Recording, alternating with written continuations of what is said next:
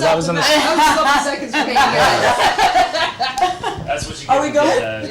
Whoa. We're live. We're I live. want you to do the intro. It's because technology. we've got history here. This is the lovely and talented Matt Dorito from Pop Evil, bass player extraordinaire, and the new kid on the block, Haley, right here. Haley Kramer. Yes. From the UK. Lovely British accent. Well, yeah, no, not really. We'll talk about that in a second. And I think I met you while you were doing on-the-job training in Kansas City. I believe that's the correct story. Yeah. When you took over. So why don't you talk about being the new kid in the band?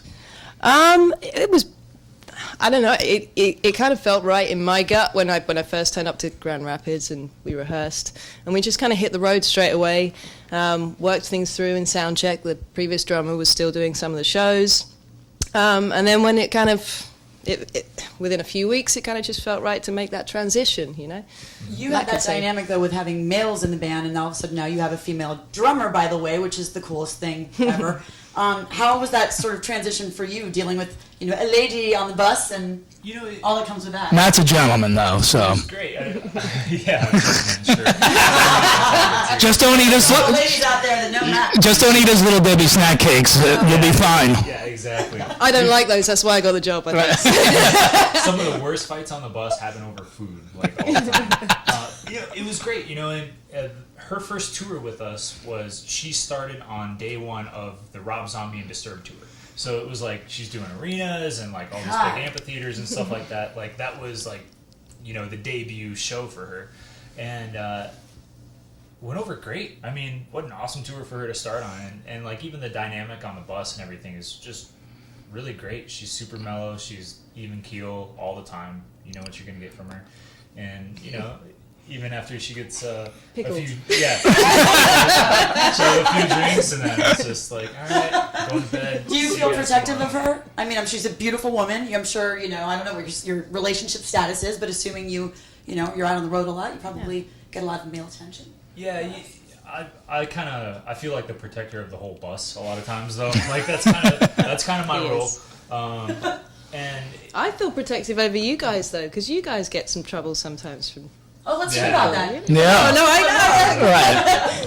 But no, if I feel like somebody's threatening them, I get protective. Wow, that's and how many? have you seen her arms, dude? She could.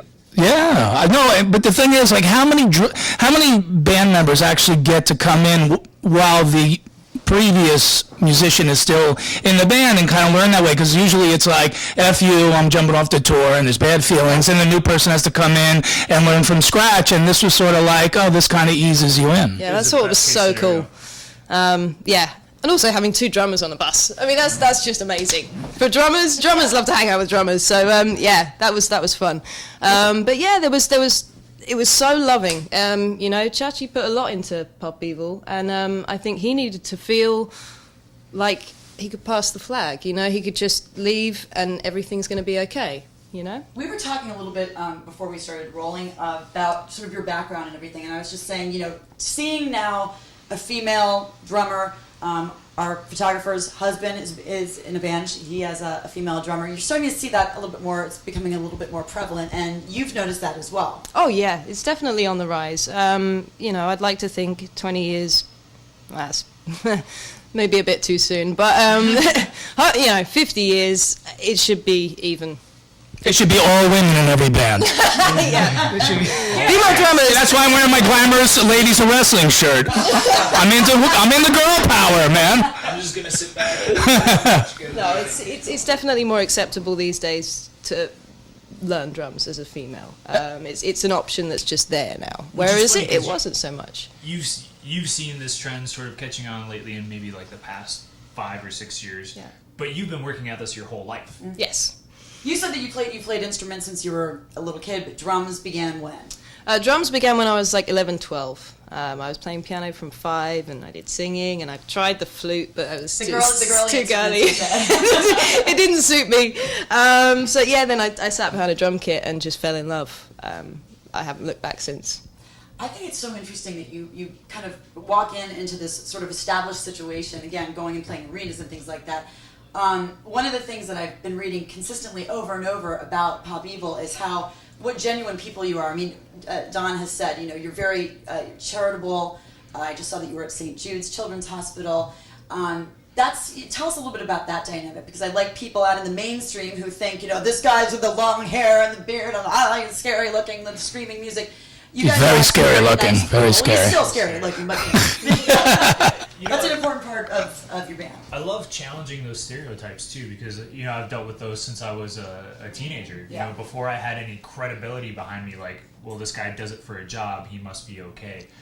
You know, back when I was a hack in my garage and in my bedroom and stuff like that, you know, I dressed more extreme than I do even now that I have a platform to do it on stage. You know, it was like, you know, your typical pissed off teenager, and I've always loved breaking up those stereotypes of like, oh man, you know, this long-haired kid, he must be a pothead, he must be this, he must be, you know, a criminal or any of that. And about 3 years ago, I started my own nonprofit organization, which works with kids who are sick, and we provide transportation like the tour buses that we travel in to get them back and forth from their house to the children's hospital and things like that. So with doing that, we began a connection with St. Jude, and we were able to bring the whole band there twice now. The first time we got to do like a tour of the place and just see what the facility was all about. And this past time we went and played for the kids, and we got to play with the kids. What was their reaction? Well, first of all, when they see you guys walk into a room, I mean, you know, you're very original looking, you're very unique. Well, I think they kind of knew. Some of them ran, some hid. To be honest, like the music was the least of the whole day. It was like we barely paid any attention to it. The kids didn't really, you know, they don't want to sit still for that long. So we just kind of like powered through our songs, and we're like, okay, cool, now we get to play. And that was the fun part, is, you know, we were playing hide and go seek, and we were coloring pictures and playing this big movie wall thing where you could, I don't know, what's it called? I don't know technology. It's like an interactive. Oh, like I don't Xbox know. something touch or Yeah, we don't know either. So No, it's no. like silence has taken over the room. I just turned 50. I have no idea about what's going on. Drums, and I'm blonde. So. Oh, and I'm a female. There we go. Well, it's not your fault, but and also Matt does a cool thing too with the fans, because they are so connected. He does meet and greets with his fans, and they go shooting guns. Yeah, I saw that on your Twitter page. I was like, wait, you're a representative. Explain this. I've got my hands in a lot of different areas, I guess. So like I'm very into like the firearms industry. It's just a separate passion and hobby of mine. So when I'm on the road, there are different gun companies I work for, and I was doing this thing where I was bringing guns into different gun dealerships and sort of showing them off. Then I thought, well, like, how can I incorporate this and get my charity involved? So I'll have our fans donate from city to city. If they want to do a one-on-one meet and greet with me, they'll make a donation to my charity, and I'll meet them at a local gun range. Then I get to go and, you know, show the dealers different guns and things like that, and I get to get them into people's hands. And I get a lot of first-time shooters and stuff out, which is cool, and I can sit down and kind of go over a lot of firearms basics with them. But basically, it's just like a win-win-win, where the fans get a cool experience and a fun meet and greet. My charity benefits, the gun company benefits, and I get to go shoot. So it's Everywhere you go. Yeah, and I think the other cool thing too, also with Haley joining the band, is, you know, musically, you guys have progressed, you know, so much, especially on your last album. I mean, I think it's probably the most diverse thing that you've done. You branched out and experimented, you know, ways to get high is something that I would never probably have heard on an earlier album. And I love that there was so much cool experimentation and growth, and I think, you know, having her in the band as well brings another level of that, you know, just to bring another dynamic into the band. Yeah, she's by far the best drummer I've ever played with. Oh, and, wow. I'm really excited to write with Congrats. her. We could be messing I'll around pay with him sound later. check, and I'll play 3 notes, and all of a sudden she'll chime in on a little beat, and I'm like, are we just writing a song? But that's what I was saying earlier. Like when we first got into the rehearsal room, when I first hit Grand Rapids, there was something that just felt right straight away. So all the other stuff, like being the only female on the tour bus, and I don't even think about that. Chemistry, or it was yeah. like right, the music was right, or just everything? Everything, personally, musically, it just, something was just right. And yeah, it still feels great. Are you guys political at all? Follow politics? Follow American politics? Yeah, I do. Being in the firearms industry, like it kind of goes hand in hand, but I try to stay out of it. Don't like to bring that out to the It's more of a, fans. yeah, I mean, we don't get political on stage, really. That's more of a punk rock thing. Yeah. You know? The thing that really got me with, especially the album Up, hence the title, the positivity.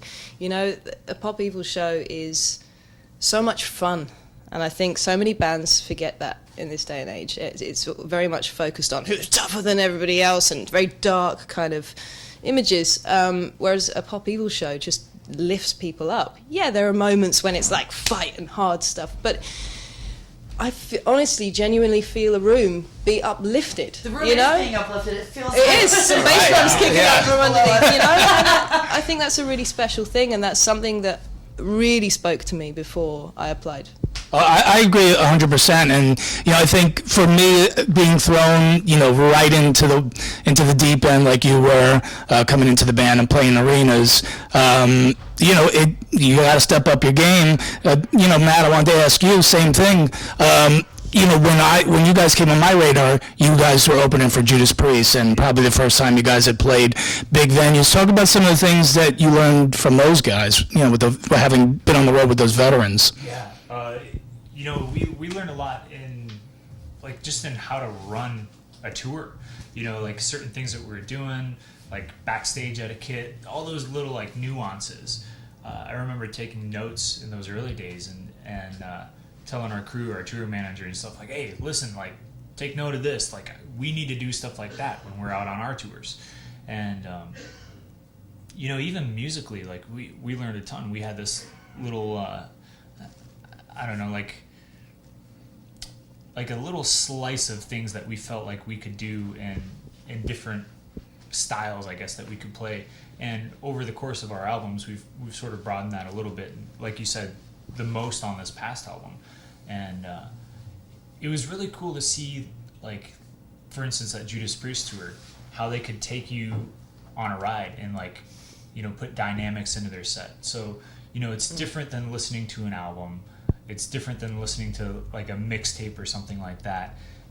You've got to figure out how to put your songs and your stage show together to take your audience on a ride. Right. And that's kind of one of the most fun things about all of this. Like, when we were gearing up for this tour, we're like, all right, it's the last tour of this album cycle.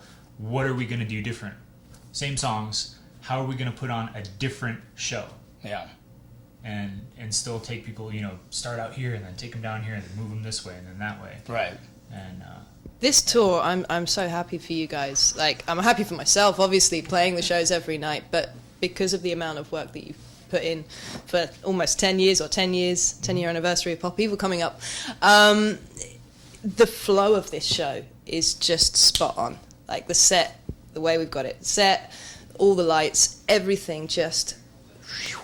And it's so much fun to play. Yeah. And I'm so happy for the guys. No, yeah, because I've sorry. everything that they've done, and especially this album cycle, it's proof on the show tonight. Yeah, no, it's very high energy and, like you said, uplifting. And knowing Matt a little bit that I do, and having met the people in the band and seeing you perform, you feel sort of when you get an opportunity to go out with a band like Judas Priest, you sort of feel the opportunity now to kind of now pass what you learned from them on down to other bands.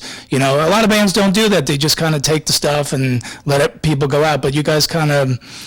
You're mentoring the next generation of bands. That's a really great point, too, because we had people stick their neck out for us when we were young, and now, like, even bringing Bad Flower out, like, they don't have a ton of tour experience, but they're an awesome band that deserves to have that platform.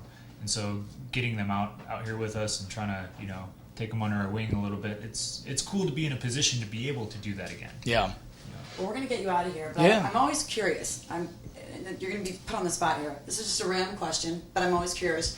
You've traveled a lot. What's your favorite restaurant, and where is it? Oh, man. Gosh. All right. Yeah, you knew John, this was what's gonna your take favorite a minute. restaurant? I've literally just thought about that. I'm always curious because, people are going to be watching this all over the world. There's a little pizza place in Milan, Italy, that we always walk to, like after the show. I can't even think of the name of the venue. It's one of the only venues in Milan, but after the show you got to walk like down the road and over a little bridge, and it's like this little late night kind of nice pizza place. But If anybody knows this, please let us know. Write it in and see if Matt can confirm it. Yeah, that's true. Absolutely. Yeah. definitely. And Haley. I really don't know. I mean, I can only think about my meal that I had last night, which blew my mind, which was just a carbonara. But I don't know. Don, There was a great place in Zurich, but I can't remember the name of it. But Yes, my favorite is Waffle House. Doesn't Thank you. surprise me at all. Oh man. Are you a Waffle House person? Yeah, All right, we'll go to Waffle House. We'll let you think about that. You'll tweet it, hopefully. Yeah. Okay. All right, we're gonna wrap this up. Insomnia cookies. Oh yeah. All right. Insomnia cookies. There you go. The hot gooey oatmeal raisin cookie. That's one of my favorites. Dinner. All right, well, let's go eat some sweets and shoot some guns. Let's get out of here. All right. All right. Thank you guys. BlondeCrossbones.com. Cool. Thanks, guys. Yeah, sorry.